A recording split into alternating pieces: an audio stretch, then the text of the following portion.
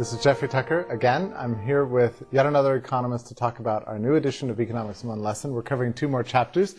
The economist in question is Peter Klein. Welcome, Peter.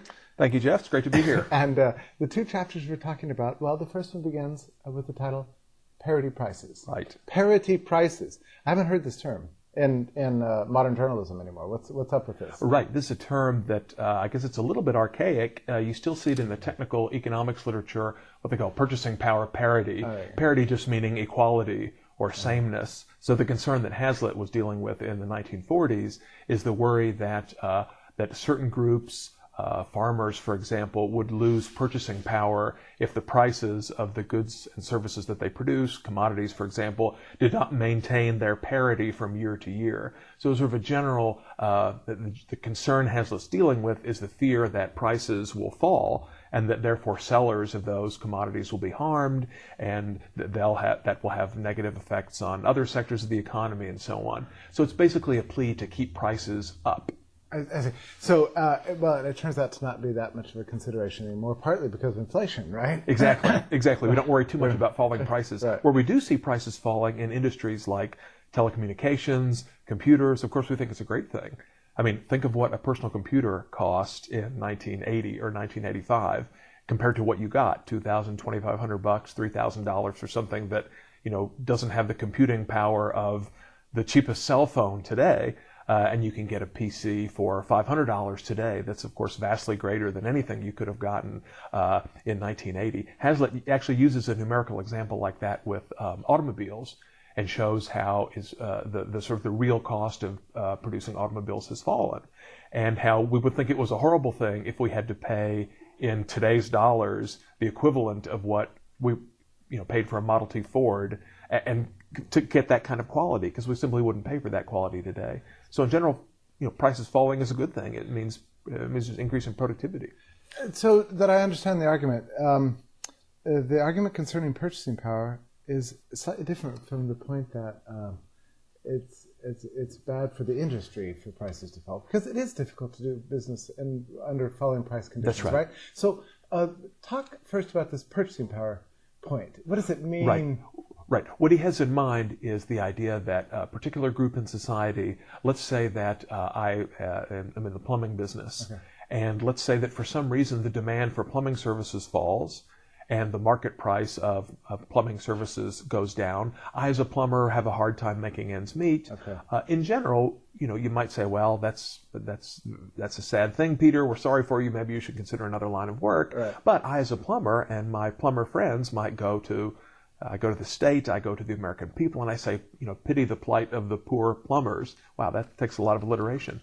And, if we don't have plumbers, then, society can't get by without plumbing, and we're a vital part of the American system and so on. Your spending habits, or just the critical link in our existence, yeah, and also our spending. In other words, if the plumbers go out of business, then they won't be spending money on the goods and services the plumbers buy, and there'll be some sort of ripple effect throughout the whole economy. So essentially, it ends up being a kind of protectionist argument. Mm-hmm. And it's interesting that even though this term, where we see the term parity as in purchasing power parity, where that appears today, it's more in the international trade and macroeconomics literature. I mean, this is in a series of chapters in which Hazlitt is talking about different kinds of protectionism, yes, special interest group politics, and he has in particular groups like agricultural producers in mind, that the call for agricultural producers to use government policy to keep prices from falling is just another form of special privilege for one particular group. Yeah. A politically connected group. I must say that when you're presenting the argument, it's not inherently implausible, right? Sure. Yeah. Sure. I mean, it's absolutely true that when plumbers or farmers, let's say, are economically successful and doing well, right, they have money to spend on other goods and services, and there are certainly positive effects throughout the economy. But remember, there's sort of there's a difference between the overall condition of the economy and the condition of one particular sector. Yeah. And if we use government policy to keep prices artificially high for farmers, well, that means higher prices that consumers pay for food, less money that those consumers have to spend on goods and services, and so on. Remember, it's really just, it all goes back to the basic lesson of the book, the broken window fallacy. Right. Okay. The argument that if we don't protect the farmers, the economy will collapse is no different from the argument that what's good for one particular piece of the economy is necessarily good for all of it. It's the broken window all over again. It's also interesting, isn't it, that so much of this, I don't know if you would call it Keynesian macroeconomic theorizing or whatever it is behind there. It's partially Keynesian, I suppose. Yeah, absolutely. Good out of the experience of the Great Depression when it was widely believed that the falling prices were causing... Yes. Yeah. No, that's absolutely right. Okay. And I mean, it makes sense in a sort of common sense, intuitive way. If I'm a business person and the prices, and I can't get a high price for the products that I sell, well, clearly that's bad for me. And that's, I'm in poor economic shape if I can't get a high price for the things that I want to exchange on the market. But it doesn't follow from that it's not the fact that prices are falling for my goods and services that is the cause of, some sort of general economic economic problems, right? I mean, the falling prices are a result of, in this case, falling demand for the services of plumbers or the commodities produced by farmers or the services of economics professors or whatever it might be. So there's a confusion of cause and effect. And, it's interesting, too, how what's behind this macroeconomic theorizing is contrary to the interest of consumers, because as consumers, you always want to pay a lower price. Absolutely. Right? Yeah. That's right. And we're all producers and consumers in a sense. And it's just like any other, a tariff to protect the steel industry, for example. If you look only at the steel industry, it looks like, wow, higher prices for steel, higher profits, they can pay their workers more, and so on and so forth. Many people made that mistake. Exactly. And you forget about the fact that all the users of steel are paying higher prices, and that those effects, essentially, it's not just that they cancel each other out and are neutral, but the effects of the protectionist policy are actually harmful in terms of distorting the allocation of resources throughout the economy, directing resources artificially toward one particular sector and away from others, which is not in the according to the wishes of consumers as they spend. So would this be an example of this fallacy at work? The argument that Walmart shouldn't come to a city, come to a community, because look what happens. The local merchants. Absolutely. Okay, so it's a version of the same kind of argument. They'll have to lower the prices, and we'll be able to make a profit, and they have to go out of business. And Walmart takes That's right. And remember, Hazlitt's one lesson that you have to see the whole, the whole story, the whole part, and the whole system, and not just one part. And of course, if we look at a mom and pop business that cannot compete with a more efficient, more effective, more productive Walmart, of course, it's sad for that mom and pop industry. But if we stop the analysis there, we've lost the most important part, right? Namely that everybody else is actually much better off with the presence of a store like Walmart. Right, evidently so, right? Or else they wouldn't go. That's absolutely right. They wouldn't go, and Walmart would go out of business. It's interesting that you mentioned Walmart, because the next chapter in the book is titled Saving the X Industry. So the themes tie together. Exactly, same theme, where he gives lots of examples of industries, steel, automobiles, whatever it is, that claim to have a special standing in the economy. They're particularly important for economic prosperity. If this industry were to fall, well, then the dominoes will begin to collapse. Whatever. Shoes, what would we be without shoes? And of course, it's very cleverly named Saving the X Industry, because you can fill in the blank any way you like. Today, of course, it's the banking industry and the home mortgage industry. And oh my goodness, if we let Freddie Mac and Fannie Mae collapse, well, then something else will collapse, and then the whole financial system will go under. If we don't do something to stop foreclosures, all these people who who lose their homes due to foreclosure, their economic condition will lead to these spillover effects to sort of the rest of the economy and so on. It was the same thing after 9/11. Remember, the airline industry and the insurance industry. We won't be able to visit our families across over on the West Coast. It's the same thing. And the point is, every argument like that ultimately boils down to some kind of special pleading why the state should favor my industry as opposed to other industries at the expense of other industries in the economy.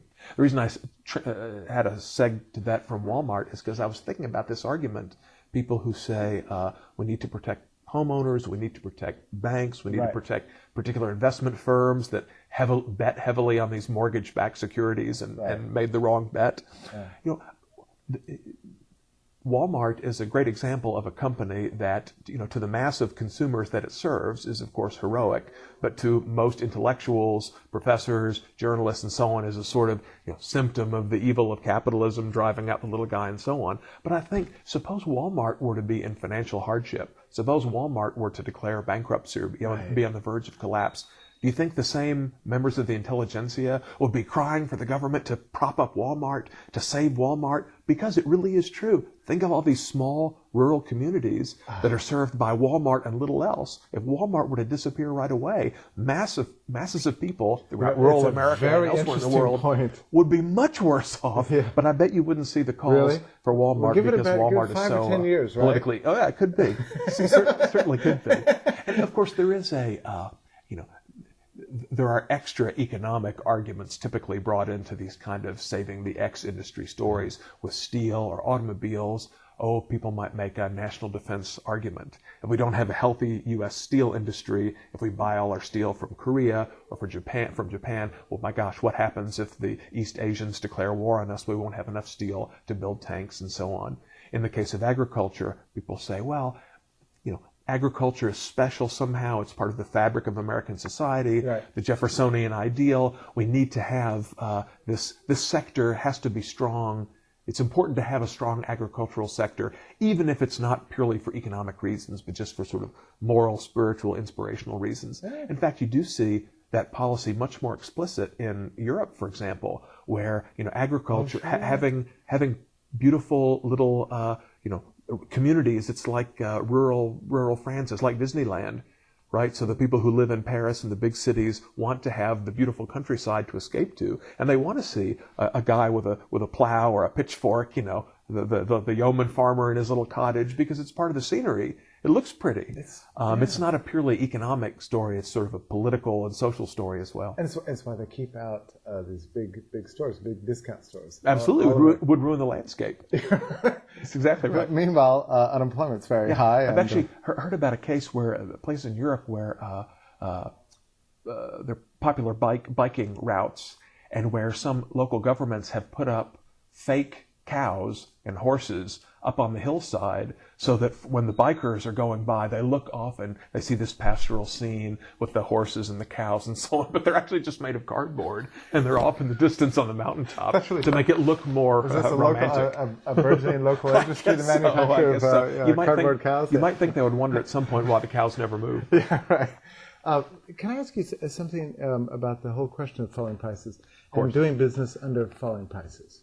You mentioned the computer industry earlier. Mm-hmm. What are the kinds of challenges that an industry faces under these conditions? Sure. Well, it's extremely difficult because you not only have prices falling, but just the fact that prices are so uncertain, right? It's pretty it's much easier to run to be in business as an undertaker, where demand and supply conditions are relatively stable, than it is to be in a rapidly changing industry like IT, where there's all sorts of technological innovations coming down the road.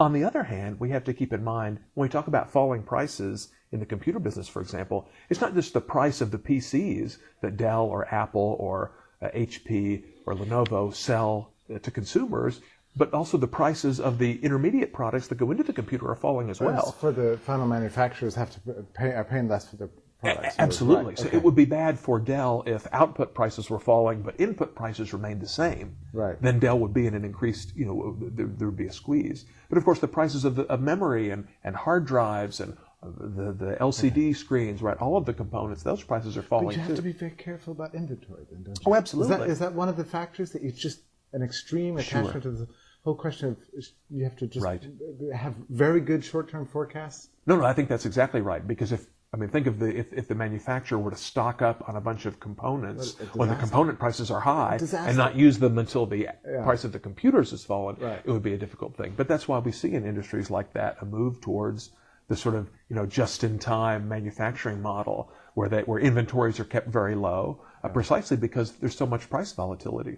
And of course, Jeff, remember there are other things that businesses can do. They can try to reduce price variability through long-term contracts with suppliers and with customers. Uh-huh. So, companies like computer companies like Dell, for example, most of their business is not simply sales to computers, but sales to large companies, government agencies, universities, and so on. And they often have long-term contracts with those clients, which can, where some prices can be specified ahead of time. So, of course, doing business in a highly volatile sector of the economy is challenging, but there are many opportunities there as well. It leads to increases in efficiency, doesn't it? Oh, sure. Yeah. I mean, we as consumers, we just sit and enjoy the ride, Yeah. right? Ultimately, it doesn't matter to me a lot whether it's Dell or Lenovo or HP or whoever manufacturing the computer. I mean, my goodness, look what I get. Look at all the goodies I get to consume. They're competing with each other, dog eat dog, in a highly competitive world in which their margins are getting smaller and smaller. But hey, it's great for the consumer. And it must be good for them ultimately, or else they could easily leave the industry, right? There's nothing forcing anybody to be a computer manufacturer. That's exactly And the right. same is true in other industries. Agriculture, Sure. it would survive under falling prices. I mean, an additional problem with the argument for propping up Industry X is that it sort of locks, it sort of locks us into, the way the economy is at the point that legislation comes into place, where we may wish things to be completely different. Right. So the obvious example that I use in class all the time is imagine that, if we had, when the automobile first came around, if we had special protection for horseshoe manufacturers, blacksmiths, the people who scooped up after the animals in the roads and so on, sure, it would be good for people who are employed in that sector. But how would you like to be riding a horse and driving a horse-drawn buggy today, as opposed to the automobile? I mean, the point is with the computer business. I mean, again, think how rapidly things change. Who knows what kind of computing devices the market will give us in 20 years, 10 years, even 5 years, if we were to try to sort of keep things the way they are right now to have some short-term stability. We might lose out in a huge way in the long term. So how would you speculate what would happen to the housing industry if prices just continue to fall? What happens? Well, I mean, look, there are a couple different possibilities. I mean, if sort of current if people's preferences for how they live and where they live and so on were to remain basically unchanged, there's going to be a demand for housing, right? Now, on the margin, some people who own their own homes might prefer to own condominiums or to be renters and so on. But, it isn't the case that we're all going to start living in these massive, collective apartment buildings where we live in family units of 1,000 people each or something like that. So presumably the sort of rough distribution of people between living in single-family homes versus apartments and so on probably wouldn't change that much.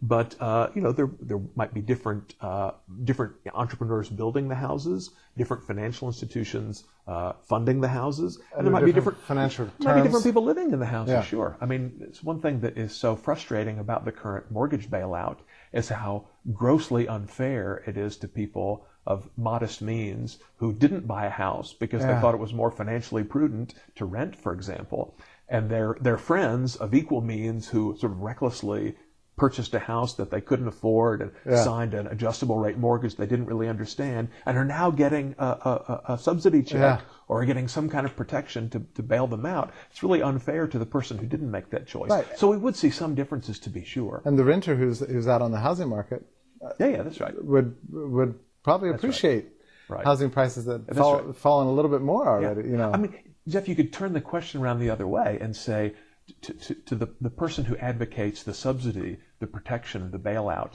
essentially they're arguing that market forces don't work in this particular case. Right. That, just as we had a horse and buggy industry at one point and now we have an automobile industry, and there was a transition as technology changed, as new resources became available, as consumer preferences changed, we had a rapid, sudden, dynamic shift from having one type of industry being prominent to having a new industry being prominent. Same thing with computers and aerospace and lots of other industries that we see. Well, if that's a bad thing, if we don't think the market can adequately meet people's demands and can adequately adjust for changes for technological breakthroughs, well, I think the burden of proof ought to be on the critic to explain why the market doesn't work in that case. Yeah. Why can't the free market handle housing? Why can't the free market handle food? Why can't the free market handle automobiles or clothing or computers or anything else? Instead, usually the burden is put on the defender of the market to explain why this regulation isn't needed. Right. Well, okay, fine. That's the world we're in. That's the game we have to play. But sometimes it's fun to turn it around and put the shoe on the other foot. And isn't it interesting how we're somehow only now paying the price for this policy that began sometime after World War II? Absolutely. Isn't it remarkable? And again, I think there's an extra economic aspect to this too. There's this sort of romantic notion of post-war baby boom notion of the house and the white picket fence and the 2.5 kids in the car in the garage and so on. And of course, that's a wonderful thing. And there's nothing wrong with having that sort of vision, each of us individually having one vision or another of how we want to live. But the use of government policy to promote one particular lifestyle, one particular housing choice doesn't seem to be justified. And when Hazlitt speaks about thinking about the long-term implications of policies, in this case, the long term is something like 60 years. That's right? Absolutely right. Remarkable. That's right. And again, we have to. That's another. As you do well to remind us that Hazlitt, when he talks about looking at the big picture, it's the overall economy at any one point in time, and also looking at the long run consequences. Again, think of housing.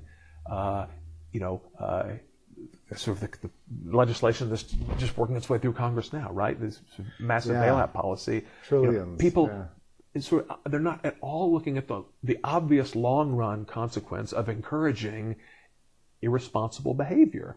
I don't know what else to call it. Anytime you have an industry like housing, airlines, automobiles, whatever it is that is perceived to be, quote, too big to fail, anytime there's an implicit government guarantee to protect you and if you run into hard times, well, of course that's going to affect behavior, right? The economists call that moral hazard, but in layman's terms, we would call it, irresponsible or inappropriate behavior. Sure, of course, if I know my downside is covered, I'm going to engage in a lot more risky behavior than I would if I had to bear the consequences of my own action. And people talking about this legislation today, most of its advocates are completely ignoring these long-run consequences of encouraging malinvestment in the future. Because the taxpayer is always going to come and pick up the tab.